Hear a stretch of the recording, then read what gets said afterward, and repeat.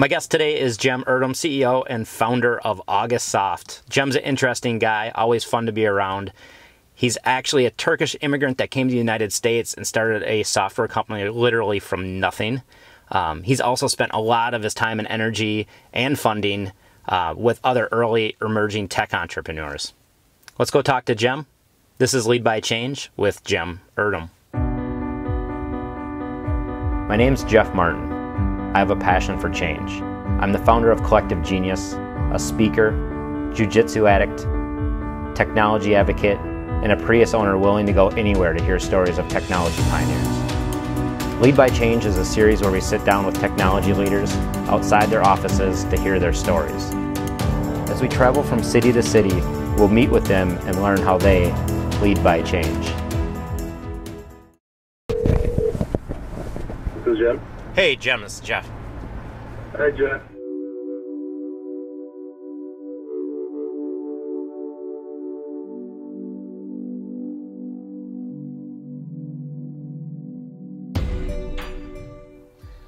I'm originally from Turkey. I was born and raised in Istanbul.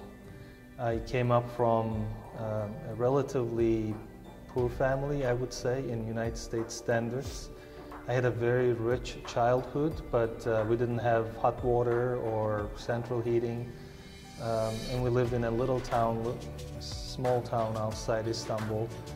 But I was lucky to have a great family, extended family. We would gather together every weekend. I was also lucky to have a really good education. I went to good schools and was able to, as a result, get some good jobs when I was in Turkey. So I always liked traveling on motorcycles, and I was doing a motorcycle trip. I was 24, and I went to Greek islands, and I met a cute girl in one of the islands, and she was from Minnesota, and we spent a week together and then decided to get married. So I went back home to Istanbul, quit my job and sold everything, and after 6 months later I was in an airplane coming to Minnesota. Now I never thought about living in the United States really, and in fact I never even heard of Minnesota before, but here I was in an airplane, and it was a long flight from Istanbul to Minneapolis. It was the longest flight of my life to that point. So I was bored and I read everything in that plane, I think. And in one of the in-flight, there was an article in one of the in-flight magazines that changed my life. It was about something called the internet. And this is 1994, it was really early. Mosaic browser was just coming out. And I thought, this is amazing, it's gonna change the way we live, the way we work. So I wanted to work in an internet company. And when I arrived here, I looked for a job in an internet company, but there weren't any internet companies at that time. So I decided to focus on the internet business. And I became an ISP, Internet Service Provider. In early days, I struggled a lot. There were a lot of dark days that I remember from early on. What was the struggle? Well, I came here with $14,000 cash in my pocket, actually hidden in my underwear, to be more specific. And then I bought a car with $5,000 and a laptop for $2,000. So half of my money was gone, and I had $7,000 basically to live off and start my business. And that went very fast. I spent that money very fast. I always believe that to be a successful entrepreneur, you have to have drive. And my drive was my depleting bank account. At one point I was so frustrated, I remember leaving the house. It was winter, took the shovel and started shoveling nice homes, driveways and stuff, and I would leave a note to them and say, if you appreciate my work, send me money to this address. And I got one $20 bill from an older couple. Was there a fear that you might have to go back? Well, of course, going back to Turkey was always an option, but I was newly married and I wanted to succeed in this country, and I thought this is a great country And if I can't become a successful entrepreneur here, I can't do that anywhere else, because there is a really good foundation supporting entrepreneurship in this country.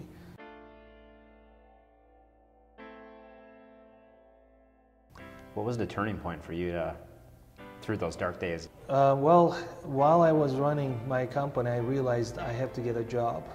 So I started working in a .com startup in 1995. And we grew that company from 7 people to like 50 people within 15 months. It was a very interesting time at the time.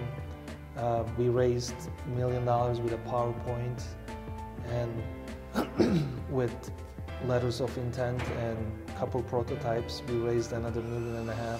Money was just flowing into .com companies. At the same time, I tried to keep my ISP business on the side. You spent time working at another company, running your company at the same time. Probably didn't have a lot of time to do both. How did you then go back over and really focus on your own business? My company was running smoothly as a part-time job, and I was making some additional income from it, and it was growing slowly. And then I met the largest association serving the lifelong learning field at the time.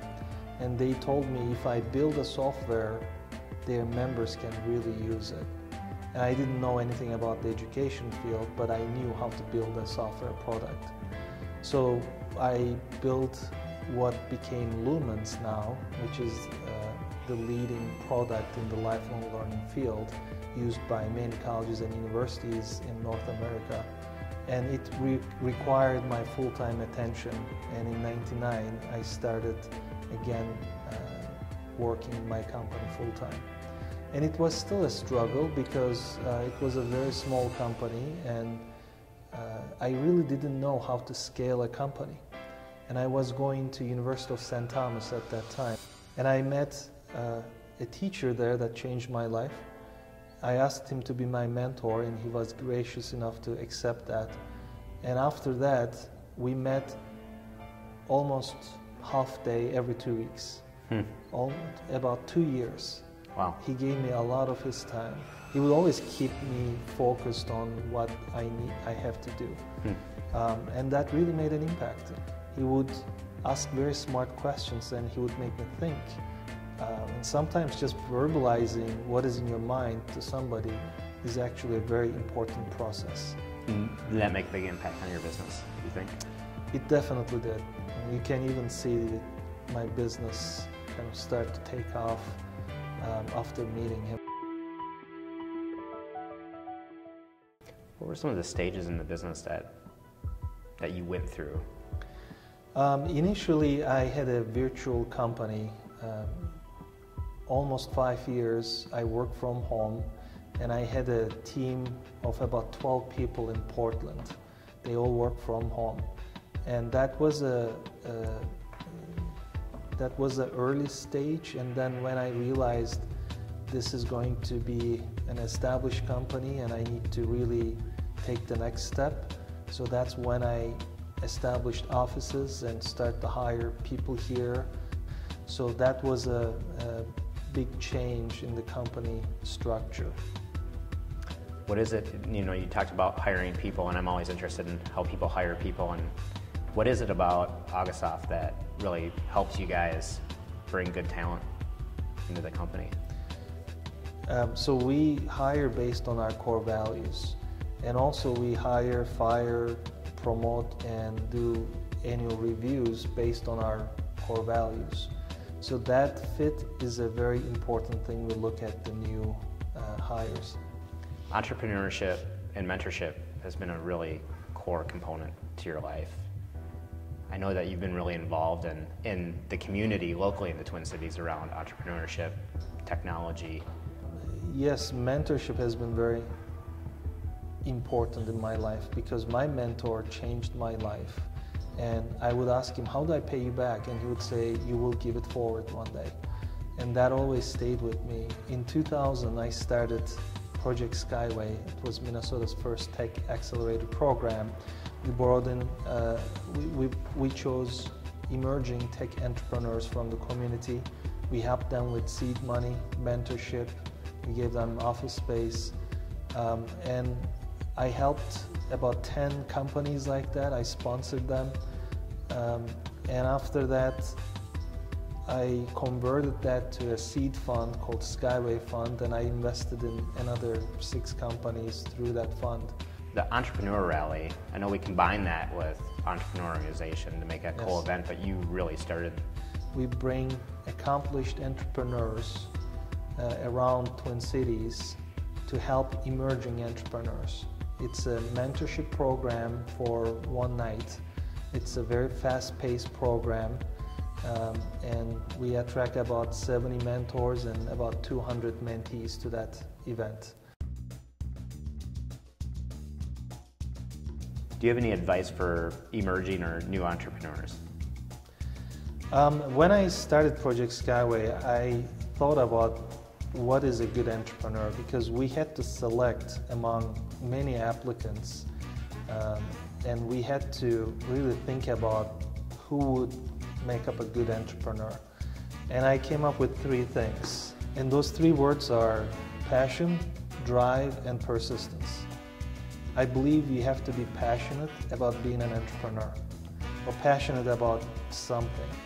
And drive, whether you are trying to prove yourself to your dad or to your ex-girlfriend, or maybe you have a depleting bank account like I did, there has to be a internal drive there.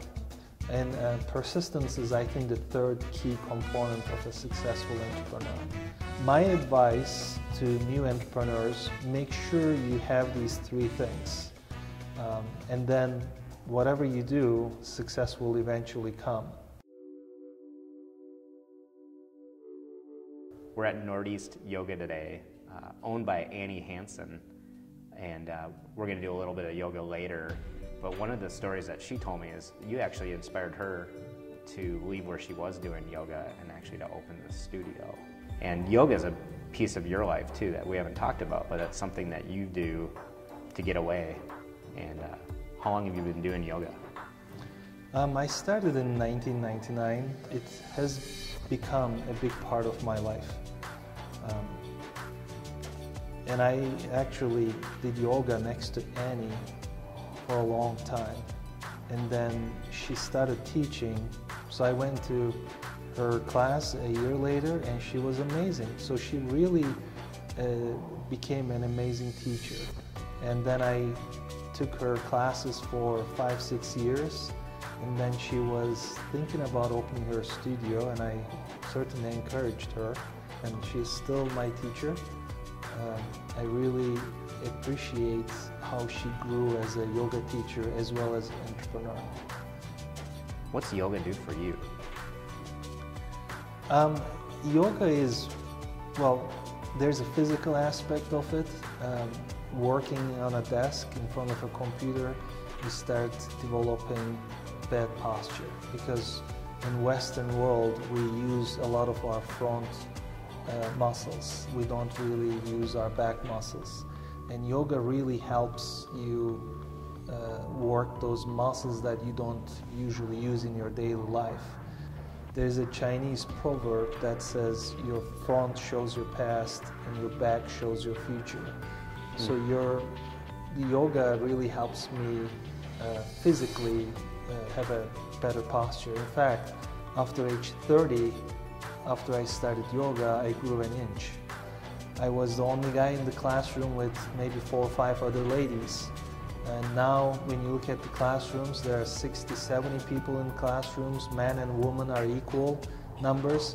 So it really became a mainstream thing. And I think the next phase of that, beyond the physical workout, is exploring the spirituality of yoga. Your front shows your past and your back shows your future.